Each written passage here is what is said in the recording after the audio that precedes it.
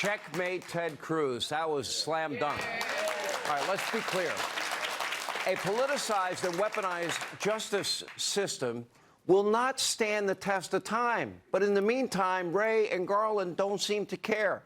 All right, joining us now, two former FBI special agents, Nicole Parker and Steve Friend, are with us. Thank you both for joining us. Thank you for your service. Nicole, I'll start with you. You had a very high-paying job on Wall Street with a hedge fund, and you were there on 9/11 when those towers were hit, and you made a decision you wanted to serve your country and join the FBI. 45, I think, or 50,000 people applied for the job. You were one of a few hundred that got hired. Is that correct?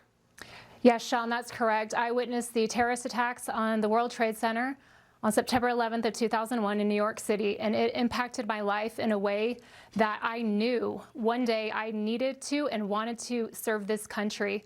And I looked long and hard, and the FBI was the vehicle that I was going to use to give back and to serve my nation. Okay, and you went and you served, and after about 12 or 13 years, you left before your retirement. Why did you leave? I left because of everything that you've just shown your audience. I mean, one thing after another, after another, after another. You know, Christopher Wray says that the FBI is fair, that they follow the evidence. If that was the case, I wouldn't have left the FBI, and the employees that are extremely frustrated probably wouldn't be frustrated either. You feel like you don't have a voice, that you're so low on the totem pole. How are they even going to know my concerns as a rank and file agent? I was working violent crime. I worked shoulder to shoulder with incredible heroes. You know, the individuals on my violent crime squad, we were out there saving individuals and putting bad people behind bars. And that is why I came to the FBI. But I was getting drowned out by this constant noise. It started in 2016 with, you know, Jim Comey coming out on July 5th of 2016 and making a statement that seemed, in my opinion, to be somewhat of a prosecutorial decision, when in reality the FBI is supposed to present evidence to the Department of Justice, and they're supposed to make the prosecutorial decision. Then there was Operation Crossfire Hurricane, and then it just kept coming and coming and coming. And then you've discussed all the disparities between how investigations were conducted at the FBI. I wasn't involved in any of those. The fine men and women of the FBI doing the heavy lifting were not involved in those either. But unfortunately, it has a trickle-down effect for those that are involved, and it brings down the entire organization. And quite frankly, I felt like I could probably make a stronger impact outside of the FBI than inside of the FBI. And that is why I chose to leave. And you risked your life, and you even lost fellow agents that were killed in the line of duty. Let me bring in, if I can, here Steve Friend. You're an FBI hero as well. We are going to hear, Steve, from dozens of FBI agents, whistleblowers, in the days and weeks and months to come. Tell us about your experience with the FBI and your reaction to what Chris Wray and Merrick Garland said today. Well, I think we have to start with the first question that was asked to him in that interview, and that was how he felt about the public perception of the FBI. And his response to that was, we have to remember who the FBI serves and who they work with. And he immediately pivoted to the hiring of new applicants in the FBI.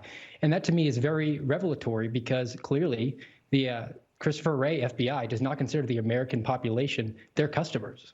It is very obviously. Yeah. You talk about the Washington. I'm sorry, I didn't mean to step on you. Go ahead. I said it's very obviously the Biden administration and the political left, and he's ready, willing, and able to provide a well-staffed and well-compensated workforce that's going to do their bidding.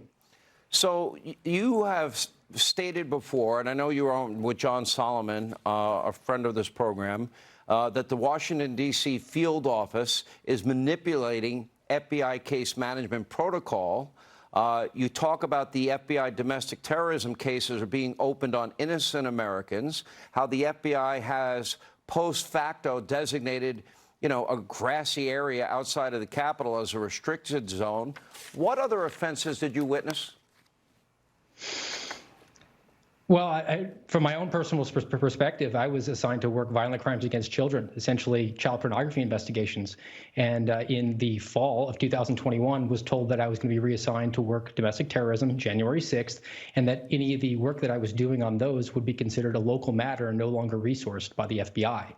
Yeah. Now, I don't think you have to be a nonpartisan or a partisan to to come to the conclusion that the FBI has clearly prioritized this January 6th investigation and is willing to put the public safety at risk, and to use these overly aggressive SWAT team arrest tactics and large-scale arrest operations when it's just not necessary. When you have individuals who have been cooperative and pledged, like Mark Hawk did, to be cooperative and surrender himself should charges come, it's not necessary to send a tactical team in a Bearcat or 30 agents in body armor with slung M4s. Yeah, like look at the way they treated Roger Stone or Paul Manafort. Now, Nicole and Steve, thank you. You are leading the pack, and we will be hearing from dozens of your fellow agents talking about how the FBI has been politicized, the DOJ weaponized. Thank you for your courage. Thank you for your service. And for all the rank and file FBI agents that do a great job and protect and serve this country, I can't thank them enough. We're not talking about them. Thank you for being with us. We appreciate it. All right, here was more reaction.